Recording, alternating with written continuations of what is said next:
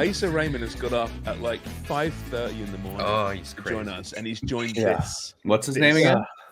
Asa Rehman. Hey, that's pretty good. How does your family pronounce it? Well, initially my family pronounced it Asa Rehman until I found out the proper pronunciation was Asa Rehman or Rehman, and then so I kind of corrected everybody when I went to high school and said, "Why don't we say it the way it's intended?" So it's Rehman. And so does your do your extended family also, like your cousins and I don't know? Yeah, good question. No, some do, some don't. Some go by Raymond. Like my uncle in Vegas goes by Raymond. But and they start spelling it Ramond. Spelled the same way. But yeah, everybody loves Ramon. But yeah, Raymond is the correct pronunciation. But surely some people roll the R. Yeah, sure. For fun, for like charms. Yeah. I'm gonna always forever roll the R. Tony, welcome, Mason. Thanks for joining us. Mate. Exactly. That's how I get up and get on at 5:49 a.m. See, if I was on a global out there and I was throwing to you, I would definitely roll the R. With more from the Whitecaps, here's Asa Rehman. I gotta follow that. Anyway, thanks for joining us, mate. It's brilliant. We've got lots to get to today. We've got comments. This comment show, but I just sent these guys a athletic article from this morning about Mo Salah and about his fitness regime and what a freak he is. And having woken up, rolled out of bed, jumped in the shower, looked at myself in the mirror. That is not the kind of article I want to read first thing in the morning. It's not motivating. It's not inspiring. It's not inspiring because it's the impossible. Do you roll your R's when you look at yourself in the mirror? Yeah, I do. Like, I'm trying to think. There's got to be a joke there somewhere, isn't there? Rolls, yeah, my rolls. Look at those fucking rolls. There we go. Sure. Yeah, that's depressing. But holy crap, I'm not sure you guys had a chance to read it yet. But I mean, he really is a freak of nature. He obviously doesn't drink, which is pretty handy, I guess. Mm-hmm. Doesn't eat much bread, no dairy. He's got 2 gyms at home. When most guys are, back at the training ground, and they're playing pool or table tennis, and they're just chilling after sessions, he's back at the gym. He's in there first thing in the morning. Last guy out. Gym. Mm. Does he enjoy life? He seems to enjoy life, doesn't he, as well? It doesn't sound very fun, but I'm sure he has a good time. Scoring goals helps. Yeah, I suppose so. Yeah, and when you're making $350 a week or whatever he's on, I suppose, and he's not wasting any of that on booze. That's kind of handy. But none of that sounds fun to me. And maybe that's Mo Salah. That's his fun. And I've known people, and I'm sure Dubs has known lots of people who've just been, their instinct is to keep pushing over and over and be in the gym and be on the track. And you're just like, oh my God. Like, I remember when I was competing in track when I was 17, and we were like, hey, what are we doing tonight? And Glenroy Gilbert, these 96 Olympians were at their training still doing long jump. And you're just like sitting there going, I don't want to do what they're doing. They were doing warm down when there was no such thing as warm down back in the 80s. Dubs, you know this. And I'm just always like sitting there going, those people, they're incredible. But I would have, talking about no mental health space for me to try and be that person. I couldn't do that. My brain wouldn't be able to handle it. But I think the difference there, and I don't know Mo Salah, we just see kind of his public persona, who he is on the pitch, how well-liked he seems to be from his teammates or by his teammates. So there's 2 ways that can go, where somebody's just like this mentality monster and they're really committed to their physique and to their game and doing everything they can to make themselves better. You're either a dick about it and it's isolating, or it brings everybody in. And people admire you, and it pushes you on, and it allows you and kind of triggers something in you, even if you don't have that drive to do it yourself. You're spurred on by the fact that they're setting the example, and he seems to me like he's the latter rather than the former. Okay, Dubs, but in your case, so you play football at various levels growing up as a kid, like any kid does. At Mhm. some point, you probably separated yourself from the rest, right? Not everyone you played when you were 9 years old were going to 100 caps of Canada. Were you that person, do you think? Compared to some of those teammates you had when you were, earlier in your footballing, I say career, but your footballing pastime? Not the dick part. Yeah, no, definitely not the dick part. Well, No, I kind of wish that I was like I'd done that a little bit more as it pertained to my career.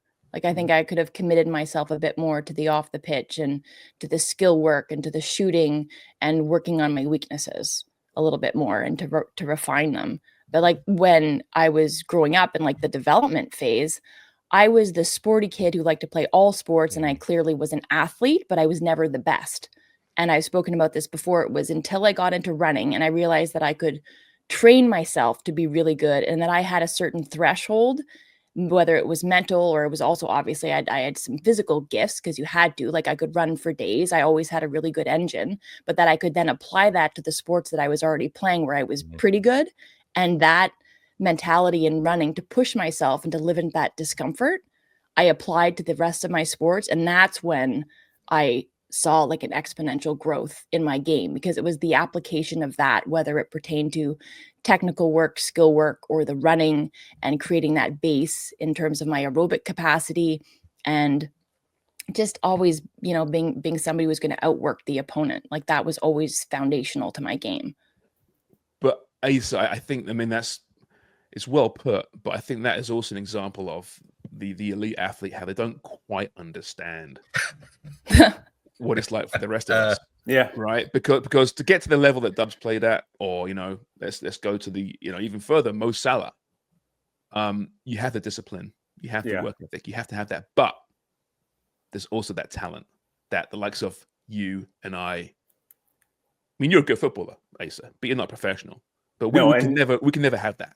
It's a great point because I think when I look back, that's the biggest difference. Like I enjoyed it and I would play for fun all day. And then I think that there's like another level of discipline to pursue it professionally. And actually, just yesterday was doing an interview with Jasmine Jasdovicius, MMA fighter. And she's promoting the fact that she's going to be at the UFC events here in October.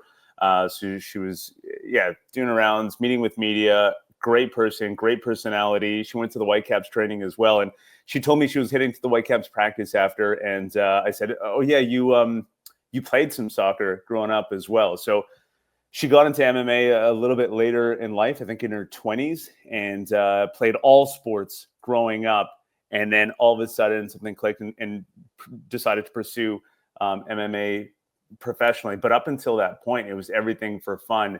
And then hearing her training routine and everything was wild. Just like once it clicks to that professional level, and then everything turns like that becomes you is another level, obviously. And I imagine it'd be the same for any sport, hockey, tennis, whatever it is. But then you're eating, breathing, sleeping, the sports, and everything that goes along with it to reach that level. And you'd have to, I assume. It would have to be like all-consuming, obviously, to get to that next level.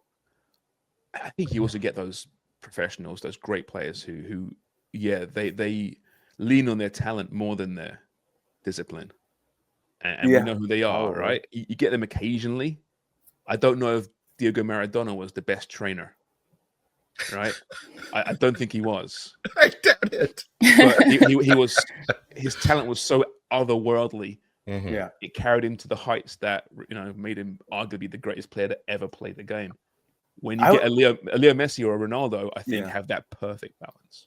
Well, I think that there's also a shift now. That's a great example with Diego Maradona. I believe he was probably that guy growing up and getting into it. And then I think like 70s, 80s, 90s, there's probably for some, there's like you've reached it and then you've attained it. And then I think in every sport, then you were like smoking in the off season and drink. Like, I think that has shifted, right? So he was probably just typical of the era where it was like work hard, play hard, I think. And now it's like fucking like 24/7. It is, right? You're It's playing completely different now. You haven't got the summer off now. No, now you just keep Can't going, get into trouble. right? Yeah. But also with social media, you're under the microscope at all times. So whereas back in the day, you could go and bust out some rails and hack a bunch of darts, and you might get seen at a nightclub. But now there's somebody watching you at all times and posting about it. So you kind of got to be on that and keep that persona going, right? Maybe it's a great point. Could you imagine Maradona being around in this era? No, he wouldn't be a professional football. He wouldn't have lasted. No, that's right. Yeah. I mean, unless he changed the way he behaved in the off season. Yeah. But I mentioned the Ronaldos. I mean, I mentioned Messi too. I'm assuming he's the same, but Ronaldo's the guy, Dubs, who has that reputation of just train, get better, even at almost 40 years of age. He's pushing himself to the limit. There aren't many of those guys. They're the high end, but I still think any professional athlete does have that mix of talent with that hard work. And maybe it's more ethic than talent, or more talent than ethic, but you have both. And the average schlub doesn't. No. And that's the difference. Yeah, his house coat is firmly, belted, and it's not exposing anything. Or it's not, it's open, it's showing the abs. I would be showing Right? the abs. If you're Mo Salah 100%. or Ronaldo, you have to have it tied quite low. Yeah, that's it. Yeah, demure, but still exposing the abs. But I just wanted to say, like, as it pertains to the very, very best, like the generational talents, like clearly, if you're looking at like nature versus nurture, like that talent versus the mindset, the drive, the personality, the influences, everything that can help them along their way when they're growing into, that fully formed product in their mind's eye, in their estimation, they are never fully formed. So it's, you get to a certain level, you're top tier, you're one of the best in the world, but they're still not satisfied. I think that is really what differentiates themselves from all of the other talented, I'm not going to say schlubs, but I mean, there are so many hyper talented athletes in the women's game and the men's game in different sports that never reach the upper echelon of their sport because they don't have the drive, or they haven't been lucky enough to be surrounded by somebody who's able to tap into what drives them, what truly motivates them, and what makes them happy. And it's those that have really discovered the balance of all that. They're able to straddle it and find some semblance of happiness at the same time, because it's Ronaldo, I think, less so than Messi, but you think of Maradona, you think about these icons of the sport, it's the joy that they seem to play the game with, but also the joy that they brought the spectators to. And I think that's the balance of the talent, the drive, and what you stand back and you just admire and you watch them go. Do you think Ronaldo lies in bed at night with his eyes open thinking, He has a mirror. He has a mirror on his ceiling. Yes, he does. He's like, 100% does. look at you, your hard penis, your lovely abs. Look at you. but I haven't got that World Cup. No, I didn't get the World Cup. He doesn't matter. He Oh, lies there. And he for sure refers to himself in the third person. Of course he does. Cristiano. You look magnificent. Magnificent. But where's that World Cup trophy? No, Next year's there's a no big year for doubt. me, There's for no us. doubt in his brain. Nope. But yeah, it's a good article anyway about Mo and what he does, and respect to Mo.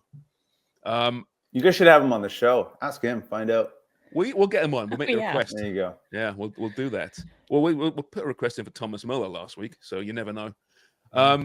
Asa, Thomas Müller world. It's hot and heavy right now in Vancouver. Great.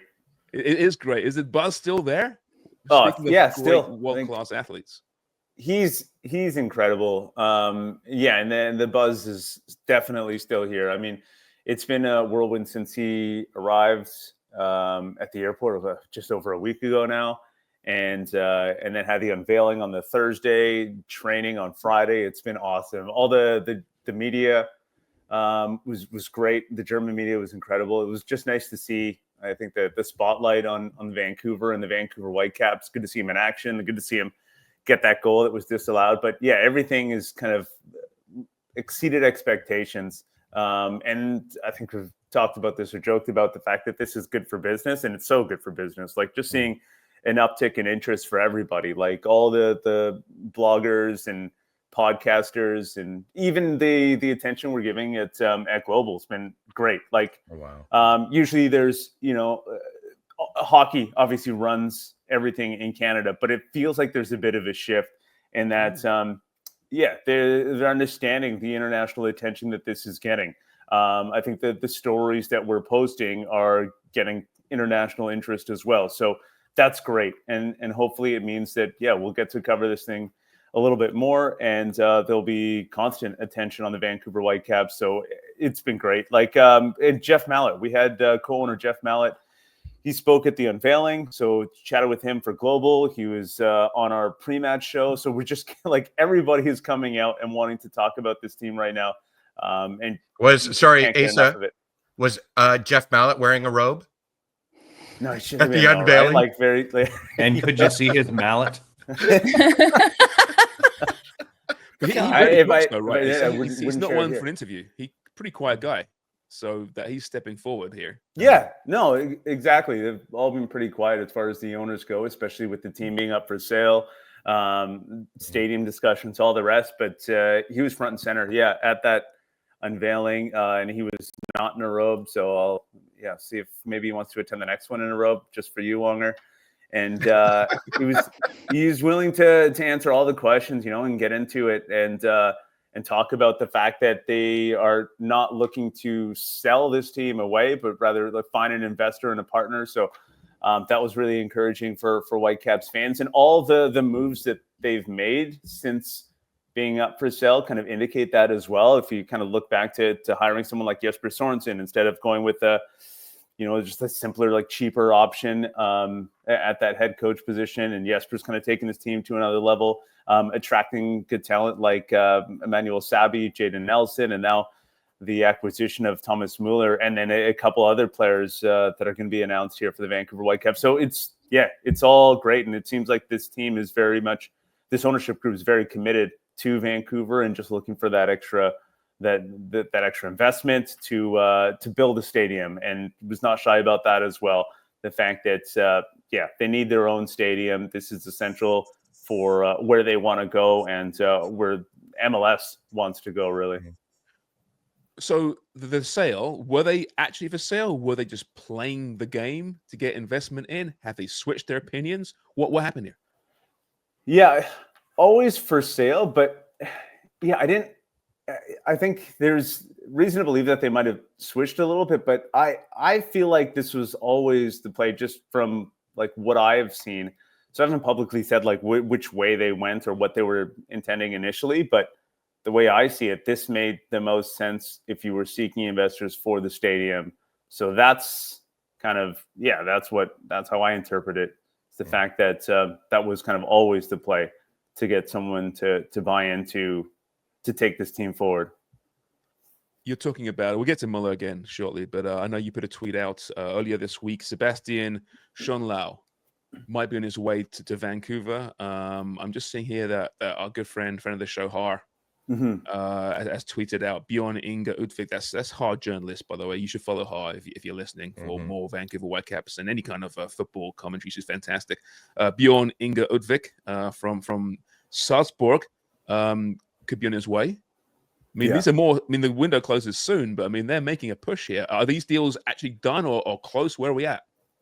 Yeah, I understand that sort of 3 moves are happening, and Harjeet Johal, great follow. Definitely follow her to keep up to date with everything that's happening with the Whitecaps. So correct on that matter. The fact that Udvik's outgoing, either Pupa and Schönlau are the two. Sebastian Schönlau are the 2 players coming in, both defensive help for the Vancouver Whitecaps, and kind of the area that we anticipated as well with the injuries and where the back 4 in particular was at. So you've got Ranko Veselinovic, who was wearing the captain's armband for much of the season with Ryan Gauld out. Ranko's done for the season with an ACL tear. And then Tay Johnson's done an incredible job filling in for Sam Adekubi, who's also done for the year. So that sort of center back, left back spot was always a target in this window. And it feels like, they've got their people in these 2 in particular. We'll see how it plays out, though, right? I mean, that's just been it. I think there's a lot of people that are obviously excited about all the signings, and the Whitecaps have certainly hit on quite a few. But, others haven't worked out, right? And we're seeing Udvik leaving. So there's obviously that reminder as well, is that, it still has to actually play out on the pitch, and we'll see how it does. But it's exciting nonetheless. Address the two positions that were definitely the target areas for the Vancouver Whitecaps. Well, Schindler, I mean, let's talk about him. This is a very quiet move, but he captain Hamburg. He's going to provide some real steel. Is that the Müller effect? You have to believe it, right? Like with with both of them, I think anyone that's coming in now is seeing what the Vancouver Whitecaps are doing. You would be very aware of what Thomas Müller has done and it means to this team and the leadership that he provides on the pitch. So if you were, thinking about a couple teams or a few teams and mulling it over, maybe you're leaning a little bit more to the Vancouver Whitecaps because of Thomas Müller. You piqued Dub's interest because you said mulling it over. It's just like another potential pun. Yeah. Sorry, I got very excited. The notepad came out. Yeah. So if they were mulling it over, the decision was made shortly after. Training. I've only seen clips, obviously, from training, but it seems that Müller has really already ingratiated himself into that team. You always saw him at Bayern Munich and with Germany, laughing and joking with his teammates. That's one of those images I think of Müller at training sessions. He works hard, but he must bring some levity to that group as well, it seems. Yeah, and it is great to see. Like he's right in there. That's one of the things that stood out to me is the fact that doesn't really separate from the group. He's got a great attitude, wants to teach, wants to learn as well. He admitted after the match that the pass was a little bit fast for Ali Ahmed on the one feed. He felt like he's got to get used to the playing surface at BC Place and his teammates as well, which is I think why that performance was so incredible, because it was such a quick turnaround with very little practice with the players that he was playing with on the Sunday. So it was great to see him in action, and I think everyone's going to get more familiar with the way he plays, the way he sees the game, and as far as he goes, like on the pitch and off of it, it was great. I think you might have seen the video with Ralph Priso where he shows him pays him for giving him his number with the lederhosen, and it was really neat. The one thing that I noticed about that video that was really cool is that he was like right in the middle of the room, and I think we talked about it before, but the aura. But he's definitely like he's got it, but at the same time he's one with everyone, and it's so cool to see him like immediately kind of fit in, have a laugh, and get everybody on board, having a good time. So it's great. Like just such a leader, and so exciting for all the guys, for all the kids as well on the team. Another thing that stood out to me in that match on the weekend is that when we got the starting 11, we saw that Jeevan Badwal was playing as like the third midfield, or that number 10 essentially. And like immediately I figured he's coming off for Thomas Müller. So I figured that was going to be the substitution just because of where Jeevan was and with his level of experience, a teenager on the team, probably not going to go the full 90 in this game, playing in that spot. That's going to be the substitution. And it kind of triggered something that like, this is so cool for Jeevan, who's one of my favorites on the team, just such a cool, young, local talent from Surrey. Now having the opportunity at training to learn from one of the best to ever do it. Like, how cool is that to be in that environment, to be there, and then sub off in that moment. But now going forward for the next year and however many months after that, or hopefully for 2 or 3 years with Thomas Müller, like continue to learn from him and grow and kind of elevate his game.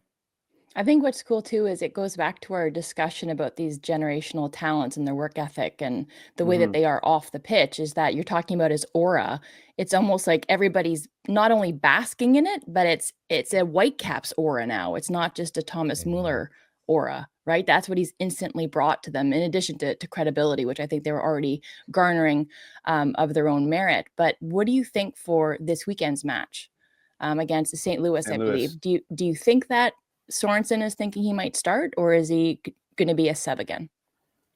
That's a great question. I think I'll get a better idea today at training, and I know this might come out probably after training. So maybe have some updates on on Pretend X you've socials. already There you figured go. it out. Yeah, exactly. Just pretend. No, just pushing everybody to the social. So yeah, I could see it potentially. I mean, the guy's fit, right? So it's not like a question of fitness. I think it's more of a matter of fitting in. But yeah, if all kind of goes according to plan, probably in the starting 11, right? Like if he's looking good, feeling good, getting more comfortable with the group, then why not have him in the starting 11? Because we saw the impact that he could have in the 30 minutes that he played against Houston. It's just so smart, and you saw the intelligence. There was even the chance that Daniel Rios kind of took away from Thomas Müller. I don't know if you saw this highlight, but in the lead up, he dummies it. Sebastian Berhalter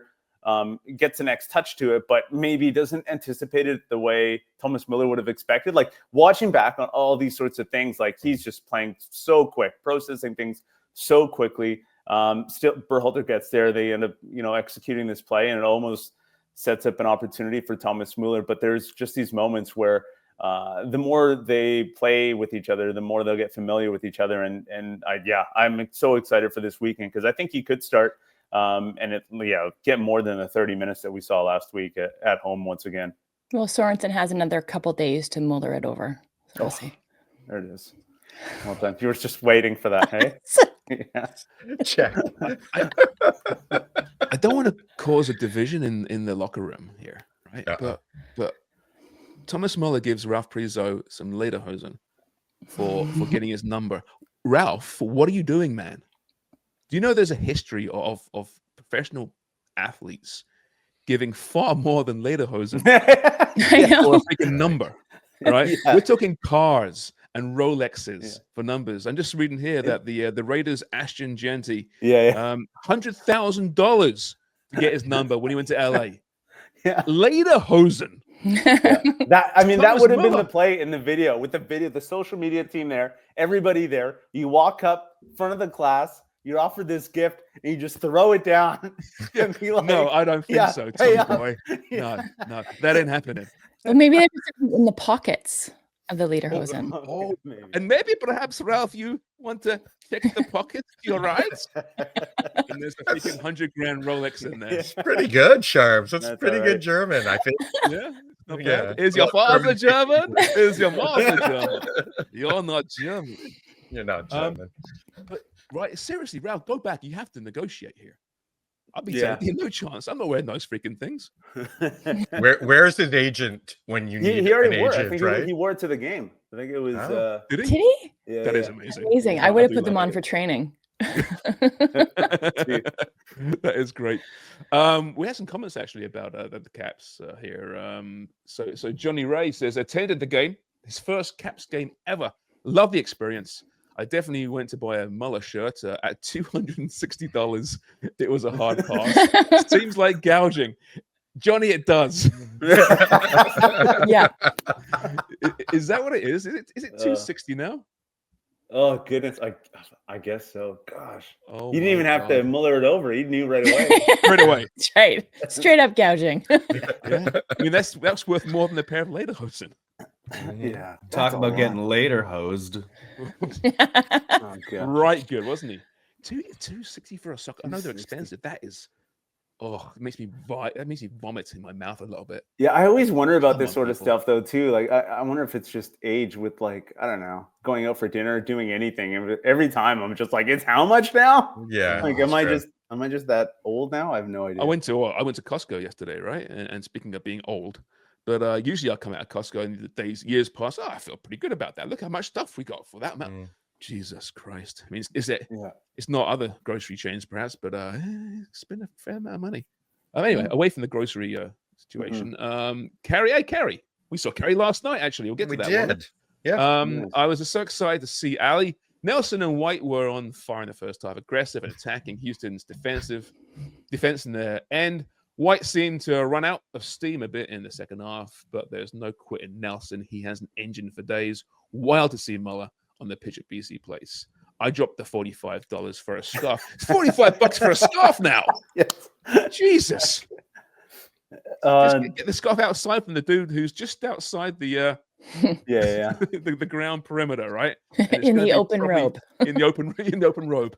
$15 in a picture. I'll take the last one around your waist. Yeah, here, use this Sharman's scarf. taking the last one. Cover up. Wow. Yeah, it was great to see Ali Gabbert on the pitch. It was. He's been out for a while.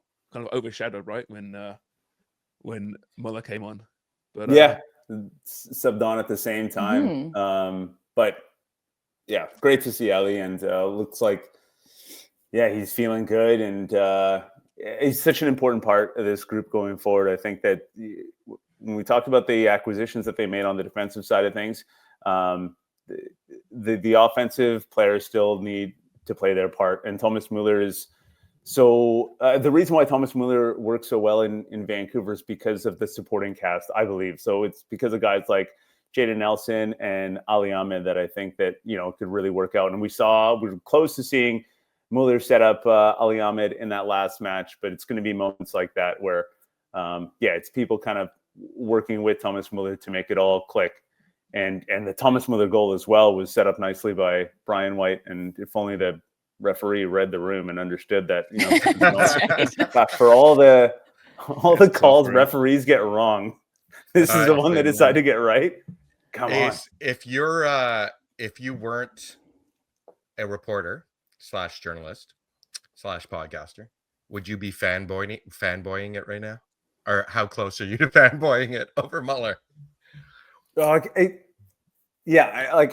enjoy every moment. It's different when you're older. Once again, it's so exciting, but it's really cool to see it through some of the younger fans' eyes, going to training and seeing the proper fanboy, the kids climbing the fence to see it. That's kind of cool. So as far as I don't know, if I was just a fan here, would want to go to the games, see it, and then not buy the $260 jersey probably. But just soak it all up and kind of see one of the greats in town. It just be surreal. So I would be that level of fan, I think, and I want to soak it all up. How much is a Whitecaps ticket? Sorry, I don't know the answer to this. No, I've been looking into this as well because some people were upset that the upper bowl wasn't opened up, and I think this was the right move to basically just kind of limit it to the lower bowl and create that demand. So if you didn't get a ticket to this one, there's 6 more home games plus potentially the Can Champ final. So there's the opportunities to see him live at BC Place, and it's $40 to $50, I think, for the lower end. Yeah. It's pretty good, for as far as what you're getting here for this match. It's not, the prices haven't gone up. There's no dynamic pricing or anything. So you can still get tickets. They're available. For me, it's great value. The jersey, it's debatable, but $40 for a ticket's pretty good. Outside the hardcore football fan, I wonder how many sports fans knew who Thomas Müller was up until this week. I mean, in the football world, he's a big name, obviously. He's a star. Has been for years, but he's not at the level of the Messi's, Ronaldo's, Beckham. Obviously, he's a quiet guy. He's not a quiet guy. He's got a big personality, but he's not sticking himself out there everywhere, is he? There's a lot of new fans. This guy's kind of cool. It's a good point. He's more I don't know, elite cult hero. I don't know what the comp would be, right? But he's hipster's choice almost. What's that? The hipster's choice. Yeah, that's a great way to put it. It's it's the aficionado. This guy's so good because you just appreciate all the other things. Yeah, he's a deep cut. But he's a B-side. Pretty awesome, man. Yeah, when you ask any of the soccer nerds, love him and appreciate everything that he does. So as far as growing the game and getting the fans that aren't necessarily footy fans, they're learning now, especially locally, who this person is because it's leading sports in the market. It's one of the top stories. His arrival at the airport, all this sort of stuff is getting hyped. And I do know that there's obviously fans in every market who sports fans, whether you're hockey, basketball, football, whatever.